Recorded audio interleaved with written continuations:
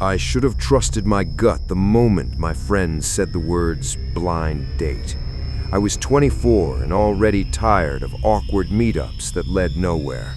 Still, Evan felt different over text. He was polite, careful with his words, always saying please and thank you. When he suggested Wendy's, I agreed. It felt safe, public, a place where nothing bad should happen. I walked in around 7 p.m., telling myself I was being paranoid for no reason. Inside, the restaurant was almost empty. A bored cashier stood behind the counter, and an old couple shared fries in the corner. Evan sat by the window, waving when he saw me. He looked exactly like his pictures, clean, friendly, normal. For a moment, I felt silly for worrying. I sat down, smiled, and told myself this would just be another harmless date. The first 20 minutes went smoothly. We shared nuggets, joked about the Frosty, talked about movies and work. He laughed a little too loudly, but I assumed it was nerves. Everything felt light, almost comforting. I relaxed. That was my mistake, because just when I started feeling safe, he asked a question that drained all the warmth from the room. He leaned forward and asked how many guys I had slept with. I laughed nervously, thinking he had to be joking. When I told him it was too personal, his face didn't change. He didn't blink. He just stared at me like he was studying my reaction. That's when I felt it, the shift, like something dark had quietly stepped into the space between us. I tried to change the subject, but he calmly said honesty was important. Then he told me that if we were going to date, I'd need to cut off every male friend I had. No competition, he said. My stomach tightened. I didn't even know his middle name, yet he was already trying to control my life. I pushed my chair back and stood up. I told him the date was over. That's when he grabbed my hand and yanked me back down. His voice stayed calm, almost gentle, which made it worse. I looked around. The cashier was gone. The old couple had left. We were alone. He picked up a fork and smiled in a way that didn't reach his eyes. Then he pressed my hand flat against the table and spread my fingers.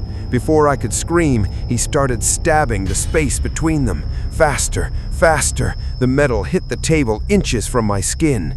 He laughed quietly while I froze in terror. I couldn't move. I couldn't breathe.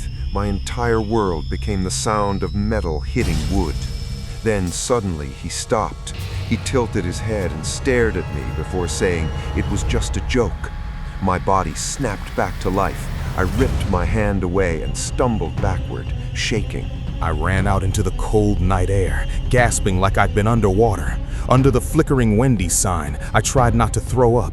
Then I heard the door open. Evan stepped outside, smiling, and told me to text him when I got home, like nothing had happened. 2 days later, I found a Wendy's napkin in my mailbox, a fork stabbed through the center. A note read, "You pulled away too fast. Next time, I won't miss." I still don't know how he found my address. I just know I don't go on blind dates anymore.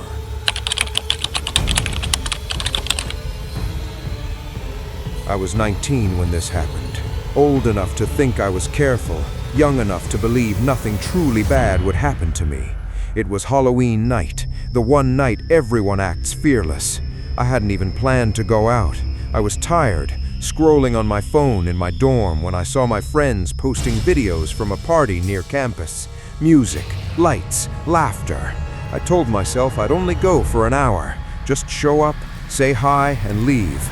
That decision still follows me. The party was in a dark basement under a pawn shop. The moment I stepped inside, something felt wrong. The air was thick with sweat and alcohol.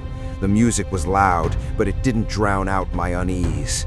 The crowd didn't look like college students. Some people were older, watching instead of dancing.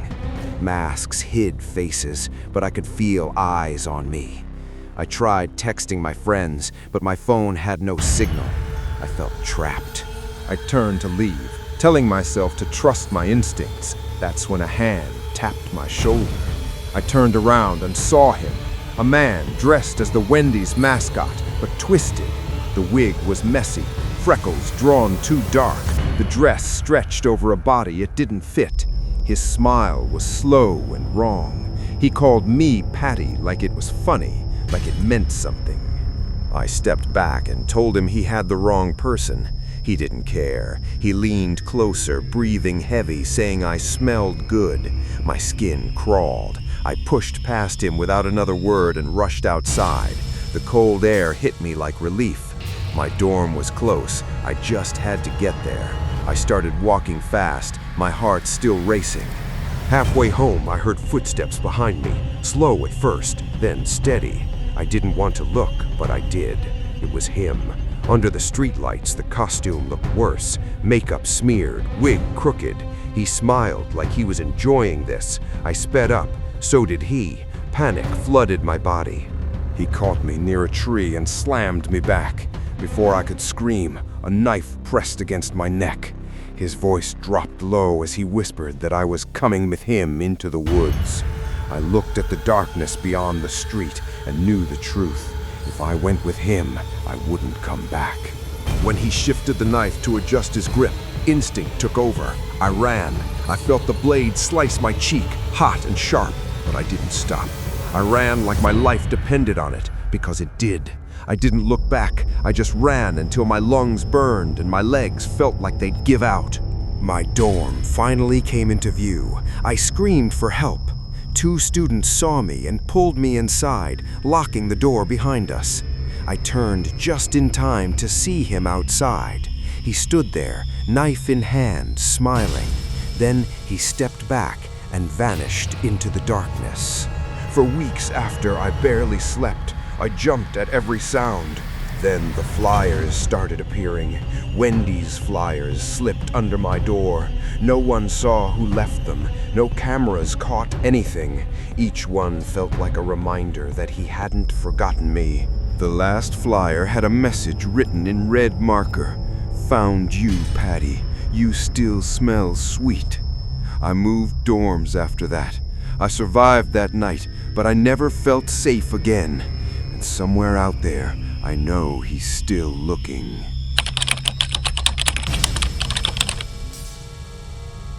I was 28 years old, exhausted in a way sleep never seems to fix.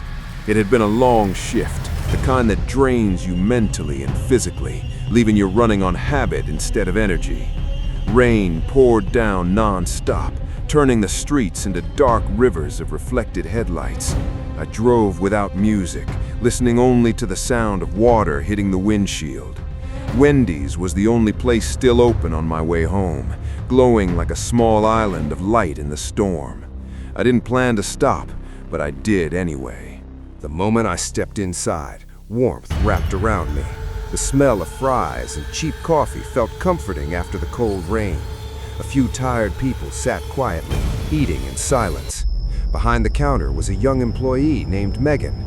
She looked worn down, the kind of tired that comes from working late nights too often, but she still smiled. She greeted me kindly, apologizing for the mess because of the storm. We exchanged a few words, nothing special, just normal human kindness. I remember thinking she shouldn't be working this late. I sat down with my food, letting the heat sink back into my body. Outside, the rain hammered the windows like it was trying to get in. For a moment, everything felt calm, almost peaceful.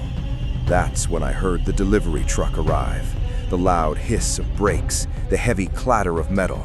A man rushed in from the back, soaked from head to toe, shouting over the storm that he needed a signature. Everything suddenly felt hurried, rushed, careless. Water spread across the kitchen floor as the driver dragged crates inside. One of the workers shouted a warning, but it was too late. Megan moved to help guide the heavy load. I watched her step into a slick puddle. Her foot slid just slightly at first, then completely. Her legs flew out from under her and the crate tipped forward. Time slowed in a sick, unreal way as it slammed into the fryer hose. There was a loud snap, then a violent hiss. Scalding oil sprayed across the kitchen like a living thing. It hit the walls, the floor, the paper bags stacked nearby. Flames erupted instantly, crawling fast and hungry. Smoke filled the air. People screamed. Chairs scraped across tile. Panic swallowed the room whole in seconds. I jumped up, screaming Megan's name, my body moving before my mind could catch up.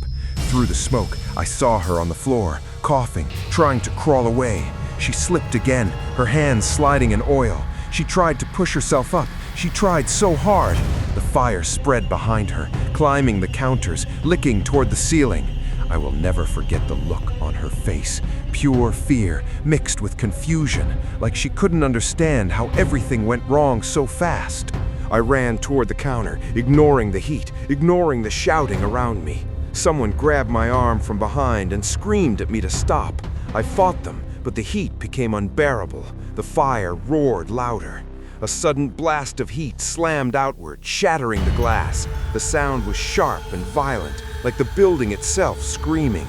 Outside, rain poured down as if nothing had happened. Smoke rushed out of the broken windows. People stumbled into the parking lot, coughing and crying. Fire trucks arrived with screaming sirens, red lights flashing through the rain. Firefighters rushed inside, but I already knew. I stood there shaking, soaked to the skin, staring at the burning building where Megan had been smiling just minutes earlier. By morning, the fire was out. The building stood black and hollow, smoke rising quietly into the gray sky. The news called it a freak accident, just bad luck. They talked about rebuilding and moved on, but I couldn't. The smell followed me everywhere. Burnt oil, wet ashes, something darker underneath. I threw away the clothes I wore that night, but it didn't help. Even now, when rain hits my windows late at night, I hear it all again.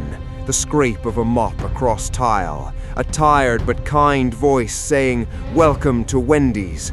Then, the crack, the fall, the scream swallowed by fire. And I know that no matter how much time passes, part of me will always be standing in that rain, watching a life disappear in front of my eyes, unable to stop it. If you like this video, don't forget to subscribe my channel. See you on next videos. Till then, goodbye.